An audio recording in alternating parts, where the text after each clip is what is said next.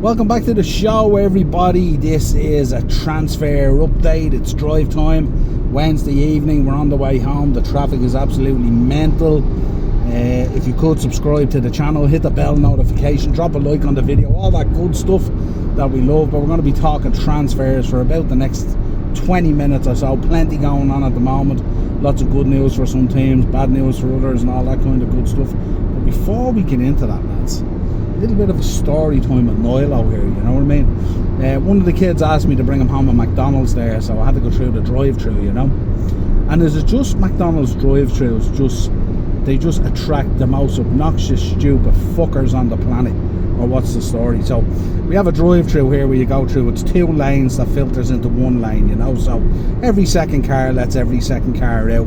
When you're the kind of cordial fucker that you should be on the road and stuff like that, you know, you're not getting out of the drive-thru any quicker because they have to prepare your meals in rotation, all that kind of stuff, you know. So this absolute thunder bitch comes up and she's ordering a cappuccino and all, you know, and then she tells the girl on the intercom, I can hear because she's just across me, what her name was. You know, like the fucking place is fucking Starbucks or something like that, you know. Then she proceeds to jump out in front of me, to jump the queue and stuff like that. And she's looking at me like I'm some sort of alien. So I said, that's all well and good.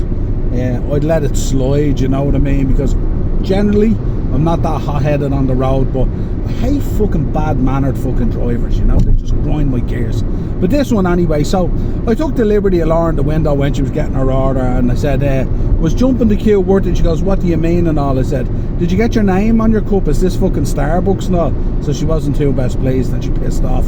But it just really grinded my gears, you know what I mean? Just the stupidness of jumping in, ha, I'm ahead of you kind of thing. What an asshole, you know? But there you go, rant over. Let's talk about transfers anyway.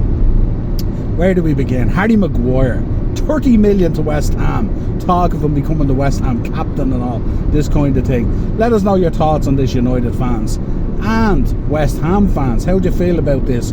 Under Moyes, could you see Harry Maguire rediscovering his form again? Or is he going to struggle? How do you feel if he became captain? Could you see the Harry Maguire that generally plays for England or has played for Leicester in the past rediscovering that form again? Take the weight that comes with Man United and that Man United jersey and captaincy, take that off you and see how you feel. Could you rediscover your form and stuff like that? If he does rediscover that form that he shows for England and for Leicester, 30 million will be an absolute snip for the defender at that level. But let's see. United look like they're happy with the deal. They want Maguire out the door. Obviously 30 million is probably not the amount they were looking for. They were probably looking for more around the 40-45, but they were never going to get that for him. West Ham at the moment also looking at James Ward-Prowse as well, and they're also trying to put a deal together as well for Scott McTominay as well. So interesting. But is this what you were expecting, West Ham fans? Is this what you were expecting, that Declan Rice money to be spent on? Or were you looking at maybe better quality? And what does this mean for Moisey now? If he gets off to a bad start, could this be the West Ham board triggering him and sacking him potentially and stuff like that? A lot of talk about David Moyes' position over the last few weeks and stuff like that. Of course, bringing the European trophy to the club after so many years was absolutely fantastic. But your talisman, your captain and your leader, Rice going out the door for in excess of 100 million. Is that what you were expecting the 100 million to be spent on? Let us know your thoughts. Bayern Munich look like they're not giving up this pursuit of Harry Kane. To me, it looks like it doesn't really matter what they offer, that like Kane is going to have to force through the sale from his end if he wants it to happen. That they're kind of happy to sit there. Apparently Bayern are preparing a 4th bid, I think it is, 110 million euros. Are Spurs absolutely mental not to be taking that? 1 year left on his contract. He could leave on a free. He could pull a Sol Campbell and go to Arsenal. He could go to Man United. Potentially would be Man City interested in him with no fee and all that, just a signing on fee. Who knows? But he would have his pick of Premier League teams. Outstanding player. Unfortunately caught up in a club that just lacks that bit of ambition and stuff like that, but an incredible goal scorer and all. Let us know your thoughts on the Spurs fans. 110 million, is it time to cash in, or are you going to keep Harry Kane a prisoner for another year? Discontent, not happy, all that kind of stuff. Let us know your thoughts. Man City looking to take Lucas Paqueta for 70 million out of West Ham as well. This is worrying times for West Ham fans. Rice going out the door, Paqueta potentially going out the door. Skamaka going out the door. A lot of quality players going out the door there. And they had a tough season last season, remember, in the Premier League. They were close to being relegated, and a couple of good results towards the tail end of the season lifted them out of the relegation area, if you remember, because they were all in on their pursuit of European glory, you know. So let us know your thoughts on that one. Julian Lopetegui has, after leaving Wolves, they came to an agreement on wanting to leave. There for 9 months. Wasn't exactly pulling up roots and stuff like that, but he has lost an absolute clatter of players there. Raul Jimenez going out the door, Ruben Neves going out the door, Matinho going out the door. A lot of real quality ballers there going out the door. I think Kilman was due to go out the door. I'm not sure if he did. Cody, I think he was on loan and he's gone out the door as well. He's gone to Leicester, or maybe he was with Everton at that stage. I'm not too sure, but they've lost a lot of really, really good players. And it's this tricker Lopetegui, let's get out of here and stuff like that. And then appointed this afternoon, Gary O'Neill jumps into the hot seat with Wolves. I think Wolves are going to be in a serious relegation battle this year. I've pinned them to go down. Don't forget to check us out tomorrow night, folks, 8:30, Thursday Tier Talk. We're going to be previewing the first weekend of the Premier League, and myself and Darren are also going to be giving our predictions. So join us in the chat. We're going to be telling you our top 7, and we're going to be telling you our bottom 3, how it's all going to unfold. So let us know your thoughts on that. Wolves fans, let us know your thoughts. What's going on at your club? You know, lots going on there. Open door, a lot of quality players going out the door. Now you've lost your manager. How do you feel about Gary O'Neill coming in? Was doing a very, very good job at Bournemouth. But let us know. Let us know. Really, really important. Neymar could be on his way to Saudi.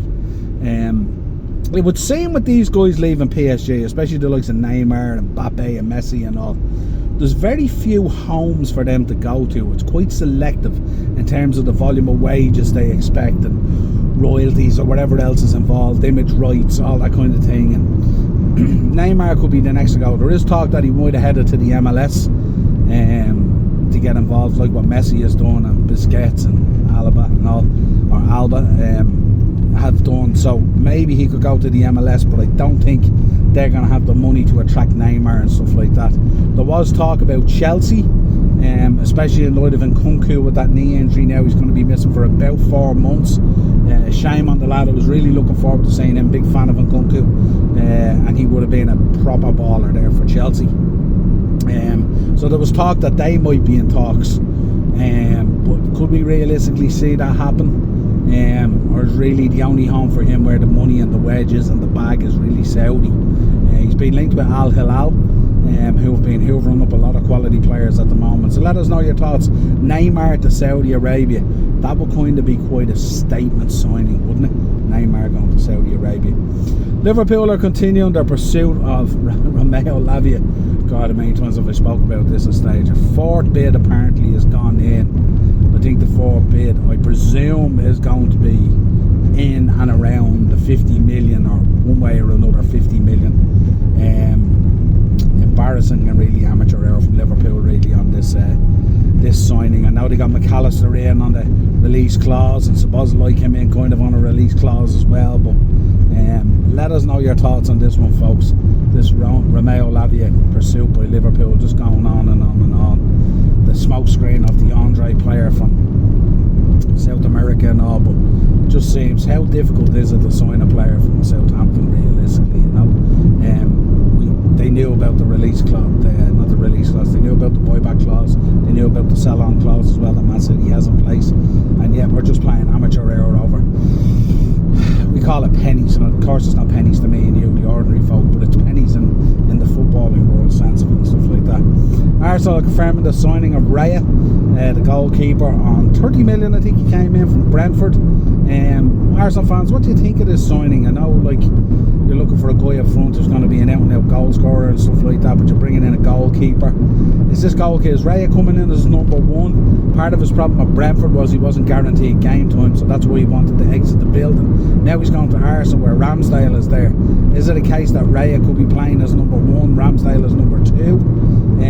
Would Arteta be that ruthless?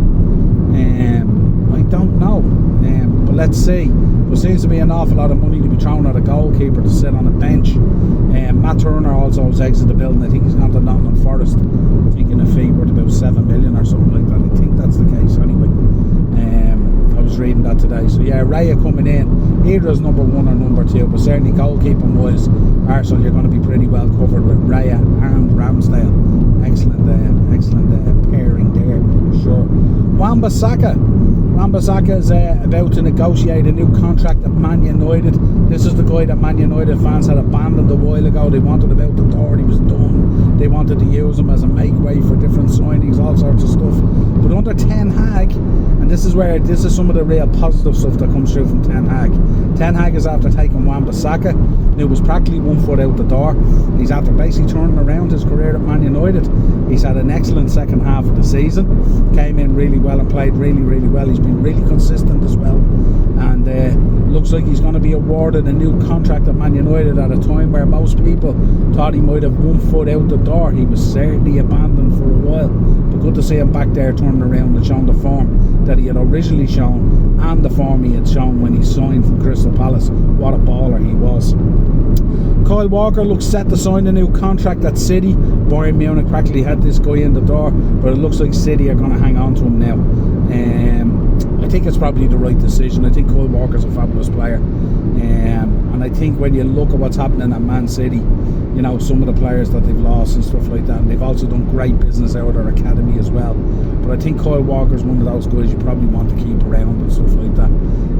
He's still an outstanding top level player and stuff like that. I'm sure Bayern Munich's mouths were watering at the thought of bringing him in and stuff like that, but now it looks like he's not going to go in. He's going to sign a new contract. I think the issue really wasn't about whether they wanted him or not. I think the issue was about the number of years on the contract. So obviously they must have sorted something out there for him to re-sign. Tino Livramento, a guy that myself and Darren have spoke about a lot on the podcast over the last year. So unfortunately got a bad injury, but was an exceptional player at Southampton when he was in there. Really up and coming proper baller and stuff like that. He's after getting a move to Newcastle now, somewhere in the region of 30 million. He's going to be absolutely exceptional under Eddie Howe and stuff like that. And Eddie Howe now, you can see some of the signings that are coming in where he already has players in those positions that are coming in, because he's going to bolster that squad now with the Champions League coming up. He's going to be fighting on 4 fronts, the 2 domestic cups, the league and the Champions League as well now. So he needs to have quite a big squad to cope with that. Something Newcastle haven't had to cope with for a long time now, but it looks like everything very positive now for Eddie Howe, bringing in some really key signings. And I look forward to watching Newcastle this year, just not against my own team. But good luck to Tino Livramento as he starts his Newcastle career. Barca are caught up in this whole registration thing, as they do every fucking goddamn year. Barcelona dragging their heels on registering players, La Liga going in hard on them and all that kind of stuff. They're always waiting, always dragging. Now, the envelope tends to arrive at La Liga's offices and the registrations tend to get done. But there's one at the moment, Ilkay Gundogan, Man City's former midfield maestro, has not been registered yet and has to be registered by Sunday, or he can leave on a free. He can walk away and find a new club. So let's keep an eye on that and see does Barca go about registering their players. Surely to God they're going to get this done. I don't know what it is about Barcelona. They just drag their heels when it comes to paperwork and paper trail and all that kind of stuff. But let us know your thoughts on this. Certainly we'd have them in our team, wouldn't we? Without a doubt. And the last one is Chelsea. Chelsea, of course, and Kunku injured. Going to be out now for 16 weeks, they're saying, roughly 16 weeks. And then, to be honest with you, I think if we see him before Christmas, you'll be doing well. I really wanted to see this boy. He's an exciting young player. That kind of player, that energy that Chelsea wanted. But again, just the bad luck that surrounds that number at Chelsea when it comes to injuries and stuff like that. There's also talk as well, they've been called in on financial fair play as well. Well, not called in, they actually highlighted themselves.